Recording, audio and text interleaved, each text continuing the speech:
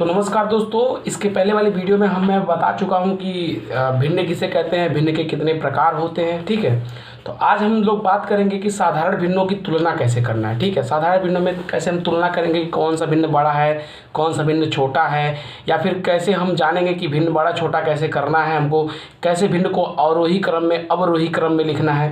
तो ये सारी चीज़ें हम लोग डिस्कस करने वाले हैं इस वीडियो में। तो गाइज आप वीडियो के साथ बने रहो, वेरी इंपॉर्टेंट होता है ये कंपटीशन के लिए। तो आप वीडियो के साथ पूरा बने रहो और स्टेप बाय स्टेप बात को समझो। तो चलो बात करते हैं साधारण भिन्नों की तुलना। ठीक है, साधारण भिन्नों की तुलना कैसे करते हैं। पहला देखो लिखा है, कह रहा है अगर हर समान हो तो सबसे बड़ा अंश वाला भिन्न जो होता है सबसे बड़ा होता है। इसका मतलब ये हो रहा है कि अगर ढेर सारे भिन्न लिखे हुए हैं और उनके हर क्या हो, समान हो, हर क्या हो, समान हो।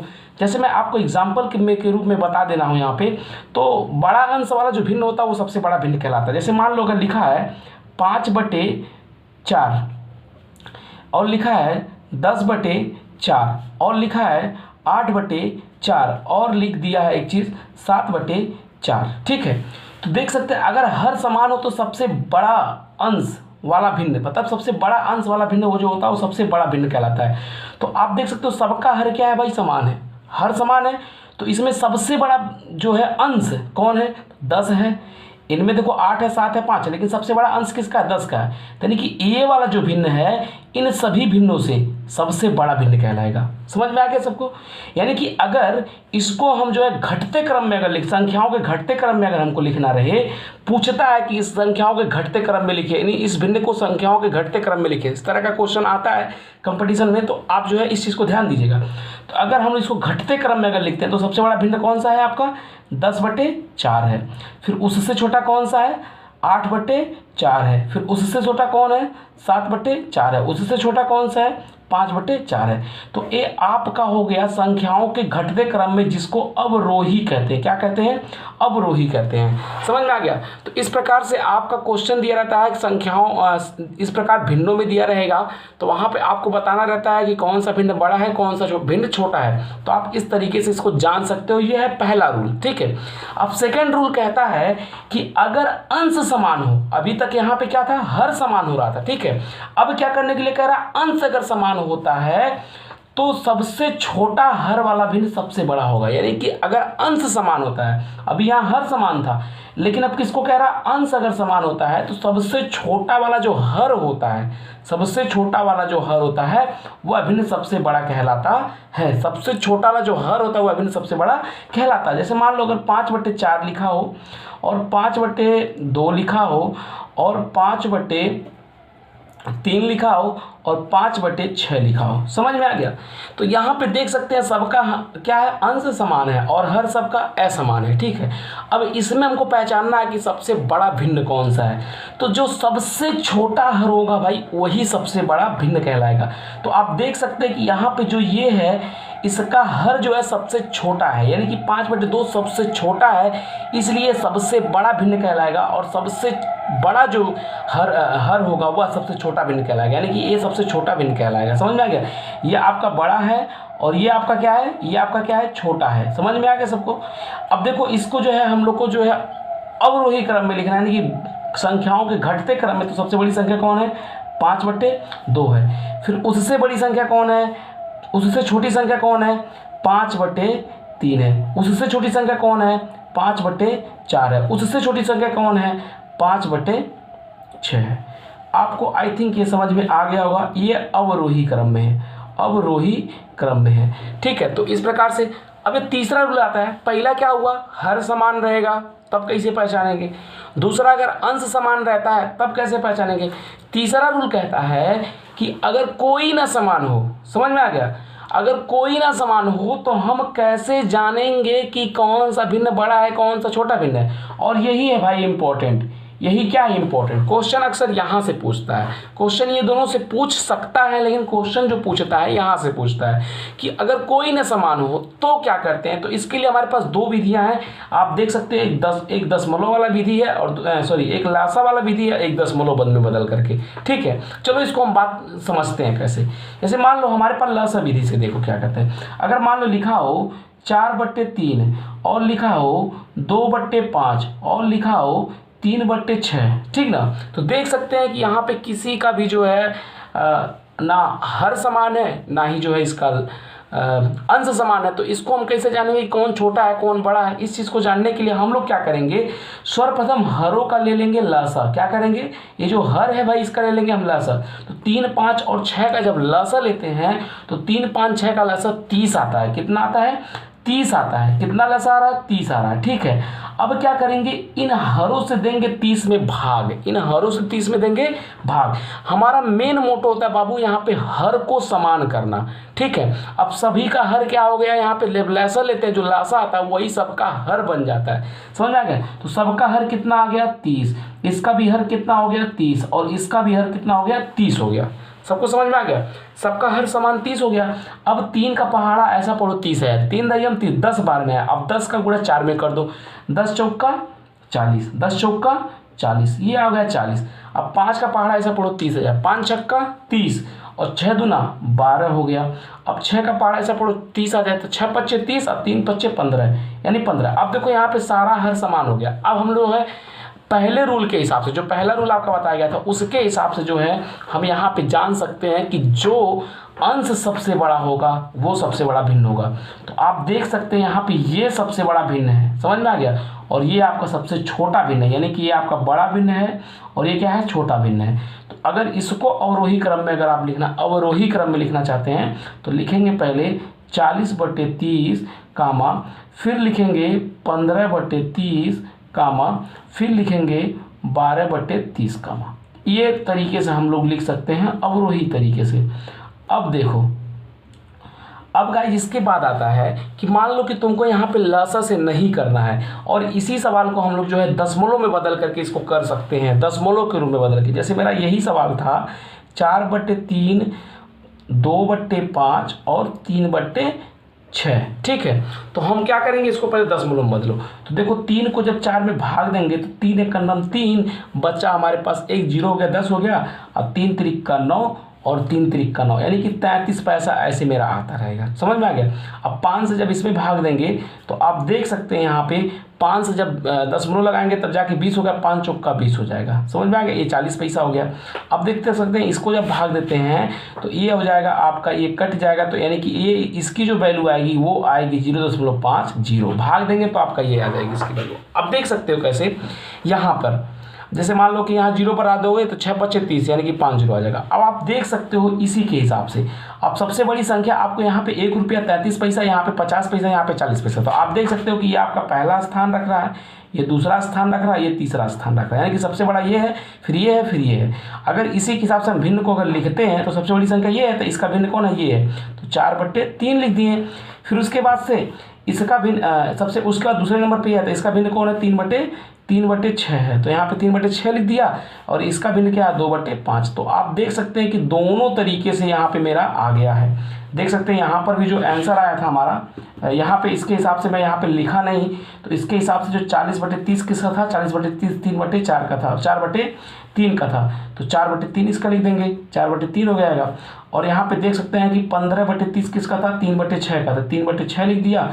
और जो है 12/30 किसका था, 12/30 था 2/5 का, 2/5। तो देख सकते हैं दोनों आंसर आपका यहाँ पे मैच कर रहा है। देख सकते हैं यहाँ पे दोनों तरीकों से, यहाँ पे 4/3 4/3 3/6 3/6 2/5 2/5, ठीक है। तो आप जो है किसी भी भिन्न में आपस में तुलना कर सकते हैं, कौन सा भिन्न छोटा है कौन सा भिन्न बड़ा है। तो आप यहाँ पे इस चीज़ को सीख सकते हैं बहुत ही आसानी से, बहुत ही अच्छे तरीके से, ठीक है। अब गाइस हमको दूसरा चीज़ कवर करना है कि साधारण भिन्न को दशमलव में कैसे बदलते हैं। समझ में आ रहा है? तो आपको ये टोटल समझ में आ गया। अब हम लोग दूसरे टॉपिक पे बात करने जा रहे हैं कि साधारण भिन्न को दशमलव में कैसे बदलते हैं, ठीक है। बहुत ही आसान चीज़ होता है, इसको समझो। साधारण भिन्न को कैसे हम दशमलव में बदलेंगे। मान लो हमारे पास यहाँ पर एक भिन्न लिखा हुआ 2/5, हमारे पास एक भिन्न है 2/5। अब इसको हमको किस में बदलना है, दशमलव में बदलना है। किसी भी भिन्न को दशमलव में बदलने के लिए उस भिन्न में 100 का गुणा कर देते हैं। कितने का गुणा कर देते हैं, 100 का गुणा कर देते हैं। अगर इसमें हम 100 का गुणा कर देते हैं, ठीक है, हमको इसको भिन्न बदल, तो 5 से जब 100 को काटेंगे भाई तो ये कितने बार में जाएगा, 20 बार में। अब 20 का गुणा जब 2 में करेंगे, 20 दूना 40, यानी कि कुल कितना % आया, 40% आया। कितना परसेंट आया?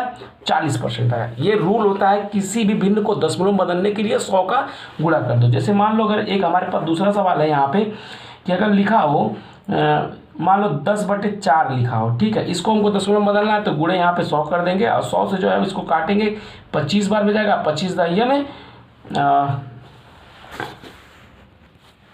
25 दाहिया में 250। कितना आ गया? 250%। बात सबको समझ में आ रही? अब इसी तरह से मान लो हमारे पास एक संख्या लिखा हुआ है 3/2, 3/2, तो इसको हमको भिन्न में बदलना है तो गुणे कितना लिख देंगे भाई यहाँ पे 100 कर देंगे, 2 से काटेंगे 50 आ जाएगा, और 50 दिया 150। कितना परसेंट आया? ये 150% आ रहा है। आपको ये समझ में आ रहा है कि नहीं? अब चलो एक छोटा सवाल बताते हैं जिससे आपको समझ में आ जाए। जैसे मान लो यहाँ पे लिखा हुआ है 1/2, आपको सीधा सीधा समझ सकते हैं 1/2 की जो वैल्यू होती है वो 50 के होती है। कितना होती है? 50 पैसा होती है। तो इसमें हम लोग 100 का गुणा करेंगे, 2 से काटेंगे तो कितना परसेंट आ गया? 50%। देख सकते हैं यहाँ पे छोटा सवाल। अब जो है इस सवाल को हम करते हैं आसान, ठीक है। थोड़ा सा यहाँ पे समझ सकते हो आसान क्या कर सकते हैं। आपको क्या कर लेना है यहाँ पे भिन्न को जो है भिन्न के सवाल को हराने के लिए आपको याद कर लेने हैं थोड़ी सी पॉइंट्स मैं यहाँ पे लिखूंगा। जैसे कि आपको ये वैल्यू याद करना है। जैसे 1/1 की जो वैल्यू होती है वो कितना होती है? 1 होती है। इसी प्रकार 1/2 की जो वैल्यू होती है 0.50 होती है। आपको ये भाग दे करके रट लेना है, ठीक है। इसी प्रकार 1/3 की जो वैल्यू होती है 0.33% होती है। अब 1/4 की जो वैल्यू होती है 0.25 होती है, ठीक ना। अब कहोगे सर इसका क्या मतलब है? आपको ये याद करना 1 to 10 इसी प्रकार से 1/1, 1/2, 1/3, 1/4, 1/5, 1/5 की जो वैल्यू होती है 0.20 होती है। तो आप पूछोगे सर इसकी क्या मतलब है, इससे क्या मतलब है? तो इससे आपको ये मतलब है कि आप जो है किसी भी सवाल को बहुत ही आसानी से लगा सकते हो। जैसे मैं आपको एक एग्जाम्पल दे रहा हूँ। जैसे यहाँ पे देख सकते हैं कि अगर मेरे पास 1/2 लिखा है धन, 1/3 लिखा है धन, 1/4 लिखा है धन, 1/5 लिखा है, ठीक है। अगर इसको हमको जोड़ना है, ठीक है, तो हम लोग क्या करेंगे? हम लोग ये करेंगे कि इसका जो है एलसीएम निकालेंगे, गुणा भाग करेंगे और जो है आंसर लाएंगे। लेकिन बाबू ये तरीका आप करोगे तो काफ़ी टाइम लग जाएगा, कितना बहुत ज़्यादा आपका टाइम बर्बाद होगा। तो इस सवाल को हम लोग बहुत आसानी से लगा सकते हैं। जैसे देखो यहाँ पे 1/2 की वैल्यू कितनी होती है? 1/2 की वैल्यू होती है 50 पैसा, ठीक है। 1/3 की वैल्यू कितनी होती है? 33 पैसा। 1/4 की वैल्यू कितनी होती है? 25 पैसा। और 1/5 की वैल्यू कितनी होती है? 20 पैसा। अब देख सकते हो आपको 25 पैसा में 20 पैसा जोड़ेंगे 45 पैसा, और 45 पैसा में 30 पैसा अगर जोड़ते हैं तो हो जाएगा मेरा कितना? 75 पैसा। अब 75 पैसा में 3 पैसा और जोड़ दीजिए 78 पैसा। 78 पैसा में जो है आप जो है 50 पैसा जोड़ेंगे तो 7 5 12 यानी कि 120 पैसा, यानी कि 1 रुपये 7 5 12 होता है। 78 7 5 12 120 पैसा, 128 पैसा, 128 पैसा आपका टोटल हो गया। यानी कि टोटल आप योग करेंगे तो 128 पैसा मतलब 1 रुपया 28 पैसा। आप देख सकते हैं कि इस सवाल को मैंने कितने आसानी से यहाँ पे लगा दिया, बहुत ही जल्दी तरीके से। तो आप इसी प्रकार से, ठीक है, और आप एक बार फिर से जोड़ को देख सकते हैं। थोड़ा मुझे डाउट हो रहा है इस पर। तो 0 3 5 3 8 8 हो जाएगा, और देख सकते हैं 2 2 4 7 हो जाएगा, 7 5 12 हो जाएगा, ठीक है, सही है। तो कितना हो जाएगा? 1 रुपया 28 पैसा। देख सकते हैं इस सवाल को मैंने कितने जल्दी से सॉल्व कर दिया, 1 रुपया 28 पैसा। अब आपको भरोसा नहीं होगा रहा होगा कि सर ये कैसे 1 रुपया 28 पैसा आपने ला दिया। ठीक है, तो इस तरह के क्वेश्चंस के लिए आप घबराइएगा नहीं, आप वैल्यू को याद कीजिए और सवाल को सॉल्व कीजिए। अब चलिए मैं चलता हूँ आपको नेक्स्ट आगे चलता हूँ। अब देखिए दूसरा टाइप क्या कहता है, प्रतिशत को साधारण भिन्न में बदलना। किसी भी प्रतिशत को साधारण भिन्न में बदलने के लिए हम लोग क्या करते हैं? देखो प्रतिशत को साधारण भिन्न में बदलने का तरीका देखो। अगर कोई चीज़ प्रतिशत लिखा है उसको साधारण भिन्न में कैसे बदलेंगे? तो बाबू देख सकते हैं कि आपके पास यहाँ पे मान लीजिए 14% लिखा है। कितना परसेंट लिखा है?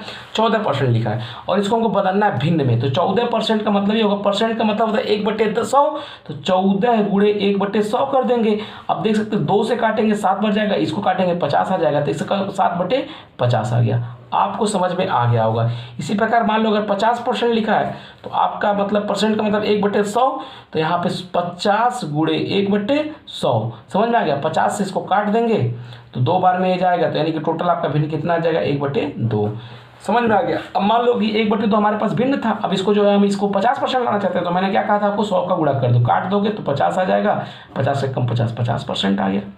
आई होप आपको ये सारी बात समझ में आ गई होगी, यहाँ तक की बात। अब चलते हैं थोड़ा सा आगे टॉपिक की बात करते हैं। आगे टॉपिक क्या होता है? आवर्त भिन्न। आवर्त दशमलव भिन्न ये क्या होता है, ये भी टॉपिक है, बहुत ही अच्छा टॉपिक है, इसको आप ध्यान से समझो। इस यहाँ से भी सवाल पूछे जाते हैं, तो आप इस पे ध्यान से इसको वीडियो को देखेंगे, ठीक है। तो कहता है आवर्त भिन्न किसे कहते हैं, आवर्त दशमलव भिन्न किसे कहते हैं। दशमलव के बाद अंकों की जब पुनरावृत्ति होती है बाबू, क्या होती है, आवर्त दशमलव भिन्न उसको कहते हैं कि दशमलव के बाद जब अंकों की पुनरावृत्ति होती है, बार बार वो अंक आते हैं, तो उन्हीं को कहते हैं आवर्त दशमलव भिन्न। जैसे आप देख सकते हो कि अगर मान लो लिखा है कि यहाँ पे मेरे पास एक संख्या है 25.24, ठीक है। तो देख सकते हो 24 बार बार आ रहा है और ऐसे ही आता रहेगा। तो इस प्रकार के भिन्न को, इस प्रकार के जो है भिन्न को, मतलब इसका जो भिन्न रहा होगा, कोई चीज़ सॉल्व करेंगे तभी ना उसका भिन्न होगा, तो इसको आवर्त भिन्न कहते हैं। जैसे एग्जाम्पल के रूप में मैंने 1/3 को लिया, अब 3 को जब भाग देते हैं तो 0.3 आता रहता है, यानी कि 3 हमेशा आता रहता है। तो ये कौन सा भिन्न कहलाएगा, 1/3, ये आवर्त भिन्न कहलाएगा। आपको शायद समझ में आ गया हो कि आवर्त भिन्न किसे कहते हैं। आवर्त भिन्न उसे कहते हैं जिस दशमलव के बाद वह संख्या बार बार रिपीट हो। समझ में आ गया। अब देखो आवर्त भिन्न को 2 भागों में बांट दिया गया।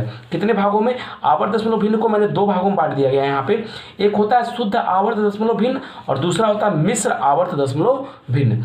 अब शुद्ध आवर्त दशमलव भिन्न क्या होता है उसको ध्यान से समझो। शुद्ध आवर्त दशमलव भिन्न वो होता है जिसके दशमलव के बाद वही संख्या बार बार रिपीट हो, यानी कि दशमलव के तुरंत बाद से सारी संख्याएं बार बार बारी बारी से रिपीट हो। समझ में आ रहा, उसको जो क्या कहेंगे हम लोग, उसको क्या कहेंगे हम लोग, शुद्ध आवर्त दशमलव भिन्न। जैसे यहाँ पे लिखा भी है दशमलव के बाद सभी अंकों का पुनरावृत्ति हो। जैसे यहाँ पे देखो, यहाँ पे क्या लिखा है 0.353535, यानी कि 353535 का जो है आ रहा है पूरा। आपको मैं एग्जांपल समझाता हूँ। यानी कि दशमलव के तुरंत बाद से जितनी भी संख्याएं लिखी रहेंगी, मान लो ये एक संख्या है, फिर इसी का रिपीटेशन होगा। समझ में आ रहा है कि नहीं, फिर इसी का रिपीटेशन होगा। समझ में आ रहा है कि नहीं। तो इस प्रकार के भिन्न को कहते हैं शुद्ध आवर्त दशमलव भिन्न। लेकिन मिश्रित आवर्त दशमलव भिन्न किसे कहते हैं, ये देखो क्या होता है। ये होता है, मान लो अगर यहाँ पे लिखा है 25 लिखा गया, जैसे यहाँ पे देख सकते हो, एग्जाम्पल पहले समझ लो फिर मैं समझाता हूँ नीचे। तो यहाँ पे देखो 23 लिखा है, 24 यानी कि 2.23 पहले लिख दिया, लेकिन 2-3 का पुनरावृत्ति यहाँ नहीं हो रहा, 2-4 का पुनरावृत्ति, मतलब 2 अंक छोड़ करके जो है पुनरावृत्ति, 1 या 2 अंक छोड़ करके पुनरावृत्ति कर रहा है। तो इस प्रकार से जब पुनरावृत्ति होता है, यानी कि दशमलव के एक आध अंक छोड़ने के बाद बाकी जो बचती हैं वो संख्या पुनरावृत्ति करती हैं, तो ऐसे मिश्र को, ऐसे जो है भिन्न को क्या कहते हैं, मिश्रित आवर्त भिन्न कहते हैं। तो आई होप आपको सारी बात समझ में आ गई हुई यहाँ पे। तो गाइस ये दशमलव के सारे चीज़ खत्म हो चुके हैं। अब हम आपको अगले वीडियो में दशमलव भिन्न से संबंधित जो है सवाल को मैं दिखाऊंगा कि कैसे जो है हम लोग आवर्त भिन्न के सवाल लगाते हैं, कैसे हम जो है वितत भिन्न के सवाल लगाते हैं, कैसे जो है दशमलव भिन्न के सवाल को लगाते हैं। तो गाइज आप जो है मेरे चैनल के साथ बने रहो, मेरे वीडियोज़ के साथ बने रहो, अपने दोस्तों के साथ शेयर करो, क्योंकि यहाँ पे जो है सभी सब्जेक्ट्स के, मैथ के ही नहीं सारे सब्जेक्ट्स के आपको वीडियो मिलेंगे। और वीडियो अगर अच्छा लगा हो तो अपने दोस्तों के साथ शेयर करके इसको लाइक करो। मिलते हैं नेक्स्ट वीडियो में। जय हिंद।